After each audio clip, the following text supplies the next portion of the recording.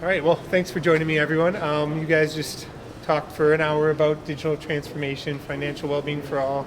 And I know we had some events yesterday, but this kind of kicks off the conference. Why is that an important message to get everything started?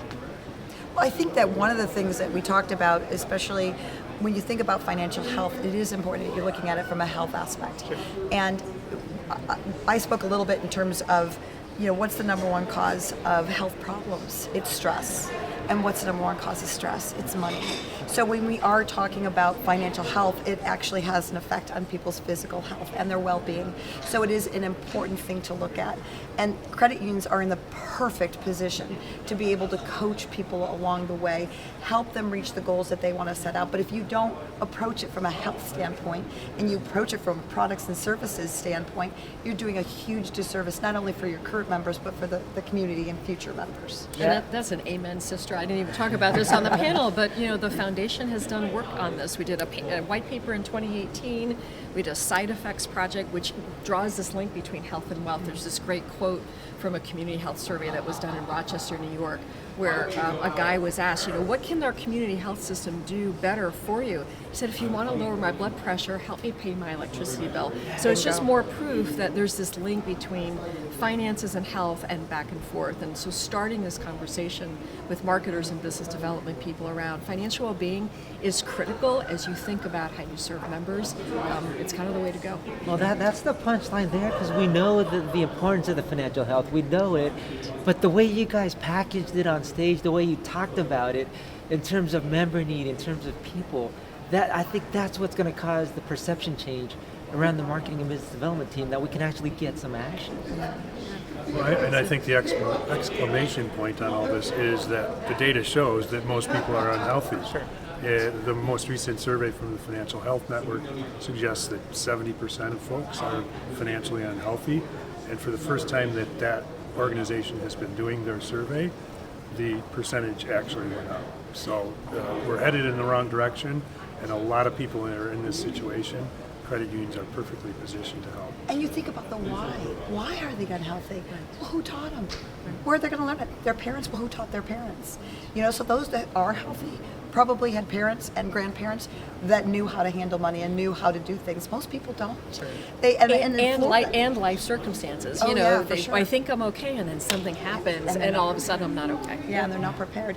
And so in Florida, we have been working with the state legislator in terms of finding a way to really make it mandatory to teach this in high school. And they did finally pass it, which is great, but they gave no resources to the teachers. Okay. So we're working with our local schools. We built a program with another partner so that the teachers have the resources, because nobody taught them. Yeah. So we're asking our teachers to take this huge responsibility, but don't give them the resources. Right. So it's so important. And think about that now, and you think about seniors, and when they learn this stuff, then they're going to be able to pass it on. But it's so important that we do teach these basics.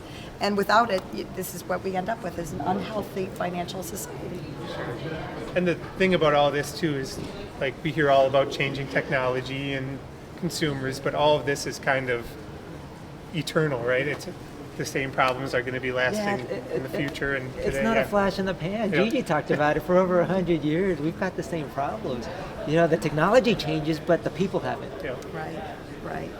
And there's that age-old, the definition of, idiocy or whatever, doing the same thing over and over, expecting different results. Yep. You want a different result, you have to approach it differently. And we talked about the fact that the financial system is really hard for people, regardless of what age you are. You're going to have some other financial issue that you have to deal with, and probably you didn't learn about that issue. You may have learned about budgeting and savings, but you may not have learned about this next issue, getting a house, whatever it is.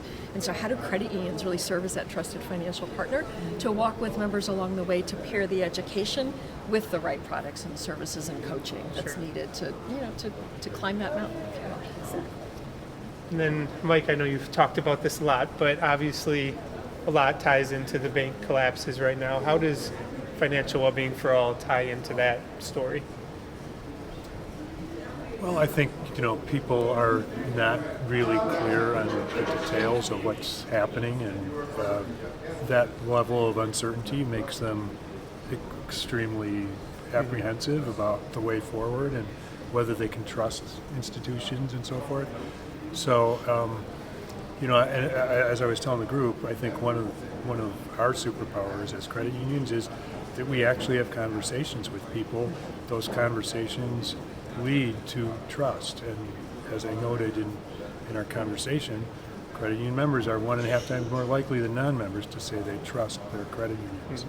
So, the other part of it I think that's really helpful and hopeful is the fact that if you look back through history, I've lived through at least 4 big crises, and And live to tell the tale. live to tell the tale. And the neat thing is, on the back end of all those crises, credit unions tend to reflect really fast membership growth. Members are treated right. It's in our DNA. It's not just because we're people helping people, but it's because banks have a fiduciary responsibility to maximize shareholder value. And that means in a downturn, they're going to be trying to protect shareholder value. Credit unions, our responsibility is to serve members. When do members need service? Crisis. In a crisis. And so on the back end of every crisis that I've lived through, and I've been around for a while, we've seen this really fast membership growth. People tell their friends about the difference that credit unions made in their lives, and their friends gravitate to credit unions. It's pretty cool.